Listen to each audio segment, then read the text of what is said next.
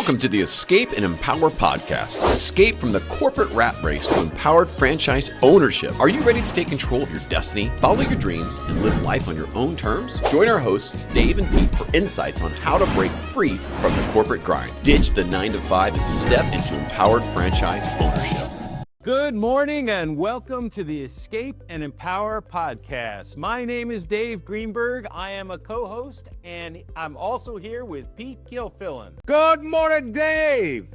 What a wonderful long weekend, Pete. How was yours? Oh, I am pumped up. Awesome. Well, you know what's even more exciting is we have a premier franchisor, a great person, a friend who we call John Evans from EverLine Coatings. Welcome, John. Hey, Dave and Peter, thanks so much. I'm really excited to be here. This is awesome. Great. Well, for the audience, John, you're the founder and CEO of EverLine Coatings, and you're a leading franchisor specializing in a number of offerings, and you're based in Calgary, Alberta, in Canada.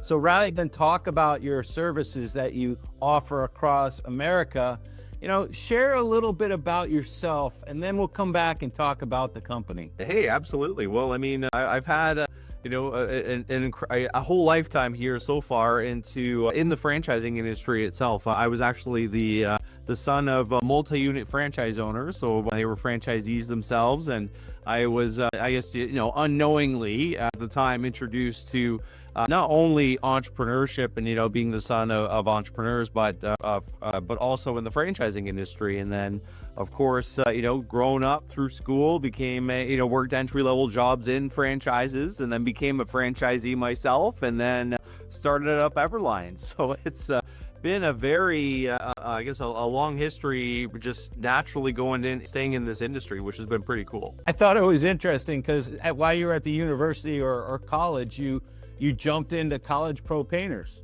That's right. Yeah. And I always knew, with that background, I wanted to run a business. That's just what I was built for. And College Pro Painters, that program to help, 20-year-olds to, learn how to market a business, how to sell, how to hire people, how to manage people, and, also dealing with conflict, because nothing makes you grow up like, you're 22 years old, ready to go on a night in the town. You get a phone call from a client, your guy's kicked over a can of paint on top of a cedar roof. You gotta, deal with lots of things. Right. So before we jump into the EverLine story, just what's the headline? What does EverLine Coatings do? Well, EverLine Coatings is a parking lot line painting and pavement maintenance business that's scaling through franchising. So we are, we service commercial property managers, operations managers, municipalities to preserve and protect their pavement assets, as well as enhance the safety through line markings and that sort of thing. So a true B2B business. Oh yeah. We do next to no B2C. It's virtually all B2B, some B2G. Well, when I love talking about it, it's like, okay, this service is a part of everyone's operating expense, income statement, budget, whatever you want to call it, because it's a required service. Is that true? That is true. It's not, you hear services that are kind of elective. This is, the preservation of a pavement surface for all sorts of reasons, whether it be aesthetic, safety, or even just the value of not having to replace it. It's something that property managers, we don't have to sell them for a reason to do this work. They know they have to do this work. They can't just let a pothole stay in the middle of a parking lot because it's unsightly. Two, people can get hurt on that, or vehicles or what have you. So it's pretty cool to be in an industry where it's definitely a need. Well, I love speaking about EverLine Coating and you, John, because it's founder-led, it's founder-driven, it's founder-created, and it's a founder that's totally in touch with his business. So let's jump back a little bit, because in America we have this thing called Shark Tank. What's it called up there in Canada? We call it Dragon's Den. So let's kick off the EverLine story with hearing about your Dragon's Den story, and then take us through to where we are today. Absolutely. So I, early on, I had about 8 locations by the time I went on to Dragon's Den, and we were still very early on. We were only a line striping business at that time, but as we were kind of slow, controlled growth, just trying to figure out the model. And once franchisees were starting to hit milestones faster than I was in starting the original location, I knew, you know what, let's get this ball rolling quite a bit faster. And there was no secret to it. I went to the open audition call here downtown Calgary, and auditioned with people.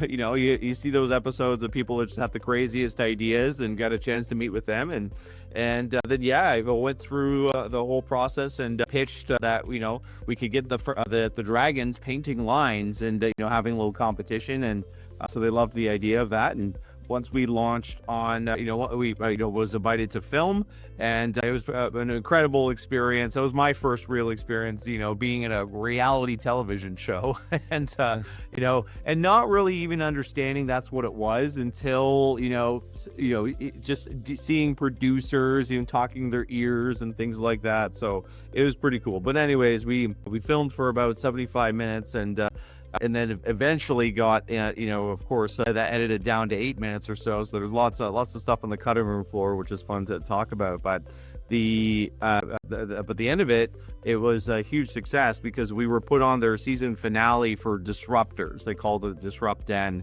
episode, and I remember, we had a little party with everybody, and essentially went and I remember my phone just vibrating when we aired in Newfoundland, and then in Ontario, and then Eastern Canada, and then Western Canada as it went on. So that was pretty cool. But anyways, the end of the day though, it was just a huge exposure for EverLine, and we doubled our franchise size, right off of that exposure. And then of course that aired in November of 2019. And then, I'm in the middle of training everybody, and then March 2020 hits. And then that was an enormous moment, I remember, for me as a leader, thinking like, okay, I have all sorts of, I have my existing business, which is still very young as a franchise system. I have a whole bunch of new franchisees, and we're all locked down, and we're not sure what to do. And essentially, it's that led to a whole bunch of technological developments, the way we deliver the service, and that's what kicked us off going into the United States in 2022. That's awesome. So John, you're kind of fast forwarding into something that says what we did, and there's certainly things that you do personally and your franchisees do personally to drive the business forward. But where are you today in the total number of franchisees and the territories they cover? We're at, so I keep track of franchisees mostly. So we're at 120 franchisees. Actually, a couple more just signed on. So yeah, we launched with 17 when we launched at that moment into the United States, and we're now up to 120 within 3 years. So it was quite a growth moment there for us. Excellent. So you've seen the franchisees grow. Talk to us about who the ideal candidate you see and what drives their success. Sure. So for me, it's the ideal candidate is somebody who loves the idea of covering ground, building an empire. Because so far we have yet to see a ceiling as to how large an EverLine location can get. Like, we haven't seen a cap, because just the nature of all of our different services, they can expand into different specialties, and so that just creates an endless array of revenue options. So somebody who's ready, willing, and able to come take all the tools that we've developed to run a scaled business and execute on them. And I think that, the most common trait that we get from our highest performing franchisees are actually those who are very strong in finance and management. And, just to understand that a business has a lot of moving parts. And in those moving parts, that if you recognize a gear isn't running, making sure that gear is going. So it's not necessarily somebody who's great at sales or great at operations. It's kind of that higher level management side, which was pretty cool to observe. Pretty incredible, huh, Pete? Yeah, absolutely. I mean, and I get excited, right, about this idea of EverLine because it's a recession-resistant, good, solid business. It's a need. It's not a want. John, you've done an exceptional job building a network of franchisees, and it sounds like they're doing really well. And I really like to hear that you're adding additional services that allows them to have uncapped growth. So tell me, you've done all this great stuff. What's next? What are you excited about EverLine going forward? The thing I'm most excited about right now is, this is now our third season in the United States. It's really started to click as a brand. The brand awareness is starting to expand throughout the United States. Our products and services, particularly our TBL durables, like durable traffic marking product, starting to gain significant momentum. And I think for me, what's around the corner are franchisees that have scaled, into the multi-7-figure element there, which is really fun. Because now we're kind of getting past that start a business, what's going on, those first few years of figuring it out, and now we're getting into the other side of it. And that's got me stoked every day as to what that looks like. Now, as you build out your network of franchisees and you provide additional services, are you guys now kind of expanding to where you have national accounts that kind of gets you helps? Absolutely. So it was interesting. It was chicken or the egg. Within the first season of us launching into the United States, we had an initial rush of demand to get national accounts done, but we just didn't have the operational coverage at that point. Now we do. And our pipeline's never been larger. Some of the execution that we've done on existing national accounts that we have throughout the U.S., like Whataburger is one of them, which we installed TBL durables on 900 stores and continuing on. That was a huge test for us as a brand, and I'm so proud of how everyone executed on that. We got all those stores done in under 4 months. And that was in a specialty product with a whole new set of equipment and training and things like that.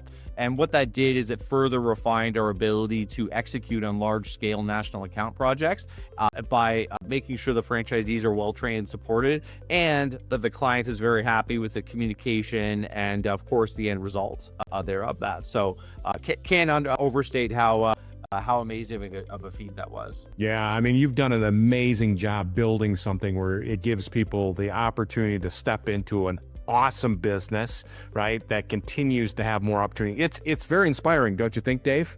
Absolutely. Matter of fact, Whataburger just came in to Tennessee. They've been all about Tennessee, but they just opened one down the street from us and here in Nashville. And my wife's from Texas, so it was date night was Whataburger, and she was actually excited. Hey, there you go. It's a taste of home, that's for sure. That's right. So when you think of the people that you're coaching, you've touched a lot of lives, John, and congratulations. And Pete and I always talk about how we help people realize their dreams and take control of their destiny. Hire yourself or become an empowered franchisee. What would you tell someone that's considering franchising and your thoughts? I think for me, it's important to recognize the value of the culture of the franchisor to make sure there's an alignment, because understanding that your business partners, right, you're getting married, and you gotta go on some dates before you get married, right? You can't just hop over to the altar there right away. So making sure that there's just a really solid back and forth that aligns with your values. And I think that's the next step here is to not ignore or just think about, these values of our organization are just these pieces that I just put on the wall. The ones behind me, EverLine, the driven principles, we make sure that franchisees and their people are aligned to those values, and they're not just something you forget and ignore. So making sure they resonate, and that way, just in my experience, I found that when you have a larger organization or a scaled organization, if you have a cornerstone of shared values, there's a greater chance of success and cohesion going forward.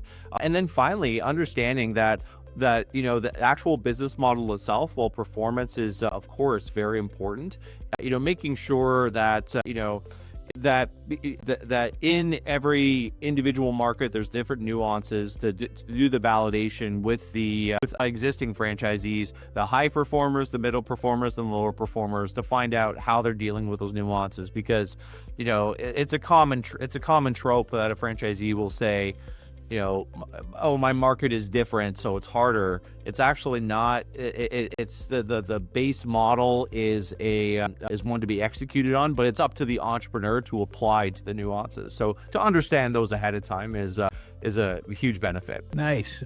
Those are super thoughtful, and I love your analogy to it's a marriage. Because we start out in a blind date in our process, and at the end of the day, discovery day is someplace where you're going to decide whether you put the ring on the finger or not. Exactly. So that's really cool. So a lot of our candidates are corporate refugees, escapees. Like Pete and I were in the executive suite, and you've seen a lot of executives come into the space and be successful.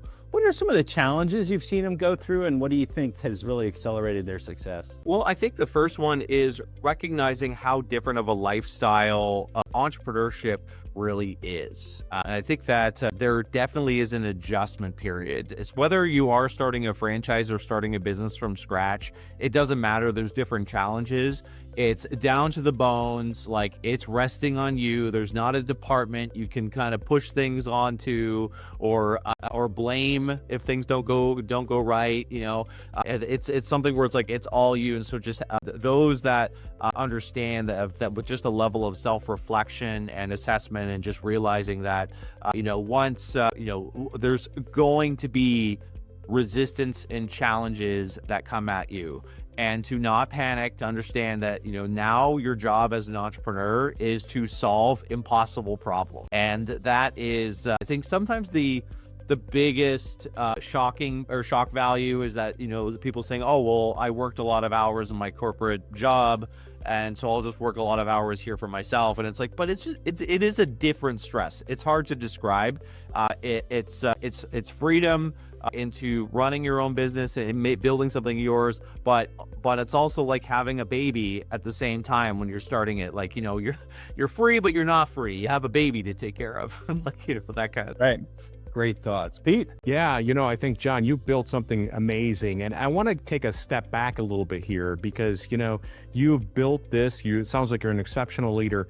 And so more on the kind of the personal side, what is the best advice somebody's ever given you? Oh man, I think for me, it's just one of my earliest mentors. It was just keep having conversations, right? It's to always have outreach, to continue networking with people of varying sizes of businesses, of varying or even suppliers, vendors, businesses that have nothing to do with you, just to have a greater understanding of of just your surroundings, to give yourself context and to see where you fit and how your actions will how they'll impact that ecosystem per se.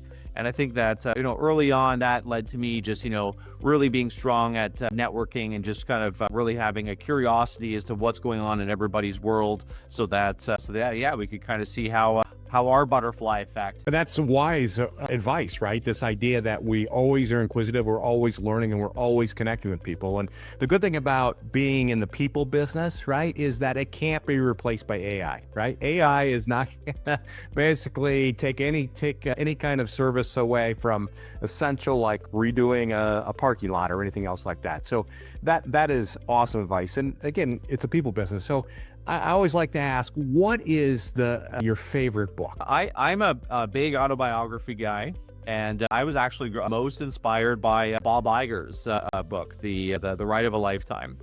It's actually right in its first chapter. There's an incredible story he tells of that I think really is the epitome of what it's like to be an entrepreneur, a CEO of that. And there was a moment where they were opening a Disneyland in China, but then so he's there. It's a big happy day. But then there was a child tragically was attacked by an alligator in Florida, and they happened on the same day at the same time. Right. And, of course, like you have a big happy day and this horrible tragedy. And to me, it's like and then the whole book goes through his whole story of how Bob Iger increased to that. And I just find that initial, test of mettle and character and what he did was very inspiring. Well, I hope you write your book and tell your story, right? Because you've built something very special and it's been an exceptional journey. And I'm sure the last chapter hasn't been written, right? You're going to continue to build this. So very exciting stuff. Don't you think, Dave? Absolutely. Absolutely. It's complete trust when I have a candidate to think about the possibility of becoming an EverLine franchisee. And that trust we place is with you, John, because you're just that person. So thank you. Thank you. No, thank you very much. I really appreciate that. And yeah, we just have our head down and operating according to your values, and good stuff comes out of that. Well, thanks, listeners, for participating in the podcast. We heard from John Evans, the CEO and founder of EverLine Coatings. It's a great opportunity. If you want to explore becoming a candidate and start to look for an opportunity that might fit with you in the franchising space, reach out to Pete Gilfillan at Hire Yourself, or reach out to myself, Dave Greenberg, at Empowered Franchisee. All it takes is a 15-minute call to see whether or not it makes sense to work together. At the end of the day, it's about just living life in your own terms, building wealth. And that's what we do, is we help executives take that path. So encourage you to subscribe, follow us. John, it has been a real pleasure. Thank you so much for joining us today. Real pleasure for me as well, guys. Thanks so much. Thanks for tuning in to the Escape and Empower podcast. We hope today's discussion has inspired you to consider franchise ownership as a path to living life on your own terms. Start your journey towards financial freedom and flexibility. Connect with Dave at empoweredfranchisee.com or Pete at hireyourself.com. Until next time.